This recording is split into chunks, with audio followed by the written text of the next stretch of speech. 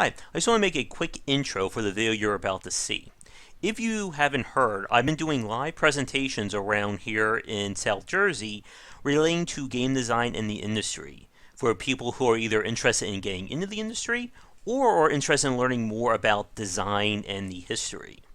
So the video you're about to see is cut from several pieces that a librarian was kind enough to record for me at my recent presentation at the South County, let me get the exact name, the Camden County Library South County Regional Branch in Atco, New Jersey.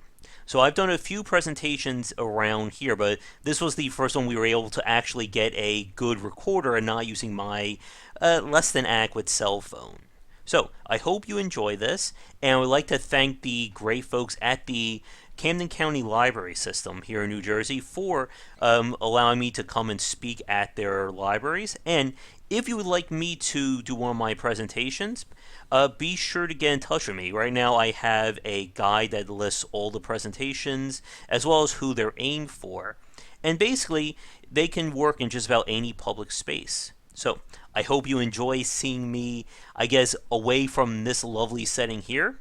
And if you are new, be sure to like and subscribe to the channel. But otherwise, enjoy. The creator of Mario and one of the most recognizable game developers in the industry has an art background. Now, with that said, though, the importance of being able to think about game design, think about how progression systems work, how does someone play your game, that is growing, and why there are more colleges and programs dedicated to game design today. But again, you're not going to go into a studio saying, I have my dream idea, hire me and I'll make, and we'll make millions of dollars. It's unfortunately not going to happen. But let's talk about the big difference between working at a major company and being on your own. Like I said, over the last 8 or so years, when it comes to making a video game, it's no longer just about being in a major company and being like a nameless face in the crowd. We have seen some amazing games come from teams of less than 10 people, and it has become a viable alternative to being in a studio. So much so that I've spoken to people who have worked at major companies who said, I will go on my own and make the games that I want. And over these last 8 or so years, we've seen more and more of this independent space grow. And with, again, they need an office space, they had a company name, but it wasn't like they were paying for power, utility, stuff like that. And like I said, when it comes to being an independent developer, this is where the art side of the industry gets into play. Because again, a publisher is not going to touch a very risky or experimental game.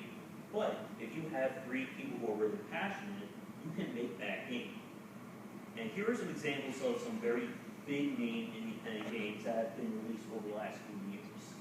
Now, I'm sure most of you have heard of Minecraft, but have any of you heard of Gone Home, Undertale, or Firewatch? Good.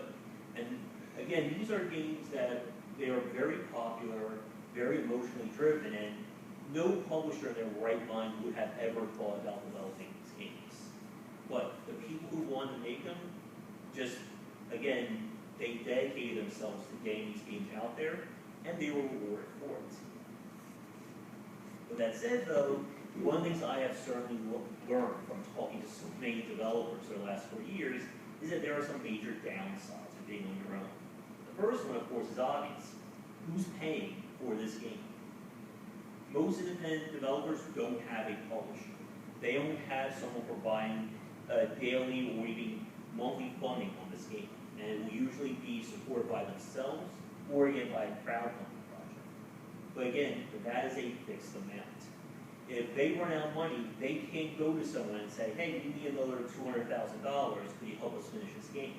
No, it's basically, you're going to not have to buy food for like another week or two to try and finish this. And sadly, I've spoken to developers who had to make those tough calls between, keeping their house versus getting their game finished. There's a developer I know, his name is John Schaefer, who when he originally worked at a major studio making the game Sid Meier's Civilization 5, and then he, of course, went into the independent space, and he's been trying to make his game for the last 5 years, and told me that, or he made an announcement saying he's basically sold his house in order to try and finish funding this game that he wanted to make. Because again, the Kickstarter funds only lasted what they thought was going to be 2 years of development. But when it happened, of course, as things got bigger. And another major part, of course, is when it comes to working in independent studios, like I said on the last page, you've all heard of what Minecraft is, and some of you know what Undertale and Gone Home were. These were major names that they just lit up the industry and they made those companies and developers famous. Sadly, for the vast majority of people, their games don't become critical hits like that. And unless your game does, fortunately, get to that point, you may be living from project to project. Or from developers, especially those who, like I said, their first game was their big 3-4 year project, was if I could go back and do it all differently, I would just do the entire thing differently because I learned so much. Game development, like what most people say, is both an art and a science. You need to be able to think creatively, but you also need to be able to put something to code, put something onto your computer screen. And for a lot of people, you're basically designing a house while you're building the tools at the same time. So being able to make small projects just to get your feet wet, to start understanding how to program, how to code, can help out in the long run. Because it's better to fail on a project that only took you 2 months to make than something that you just spent the last 7-8 years of your life trying. But we're going to be wrapping things up in the next 2 sections. So more focused on, again, like the news, what's hot, that kind of thing. When it comes to actually learning about making games, you're going to find yourself probably visiting those sites less and less. Now, I already brought up crowd, and I already mentioned this earlier, but this is how you get your game funded without needing a publisher. So we'll just move on. Storefronts. This comes for people who want to sell their game. Like I said, digital distribution has been a big part of being able to, from anywhere in the world, put your game out there for people to find and hopefully buy. The big one, of course, being Steam. Now, again, for the audience, I've asked, anyone know what Steam is? Good. Steam, of course, is one of the biggest platforms on the game industry today. They helped transform the company who made it, Valve, into one of the biggest players and one of the biggest influencers around. They are the 800-pound gorilla. And for many independent developers, the dream is getting their game on Steam. Because with that audience, it's going to give you the biggest chance of hopefully making a profit. It's out there as well. I don't have any on the slide, but I know they are out there. And like I said, I think Unity is definitely for mobile. I'm not 100% sure about Unreal and GameMaker. But the sites that I link to will, of course, tell you what platforms they can develop. Just another question. Are game developers, are they able to make money off of the advertisements that you see in their games, like on the front end and the back end, or is that money straight to the publisher most of the time? Or? When you're talking about the ads, are you talking about like when you see like a commercial for Call of Duty or something like that, or are you talking about like if you're playing like a game on your phone, you see? I guess more or less on your phone, on your mobile phone. Yeah, for those games, that is ad revenue that the developer is earning. They will set up usually a ad company or an AdSense for their game, and then that will be put on there, and they'll earn money based on, usually by people clicking on the ad or downloading the game. And that's usually one of the primary ways for like the 99-cent and free games to actually earn their money. Because again, you're not spending money on these games otherwise.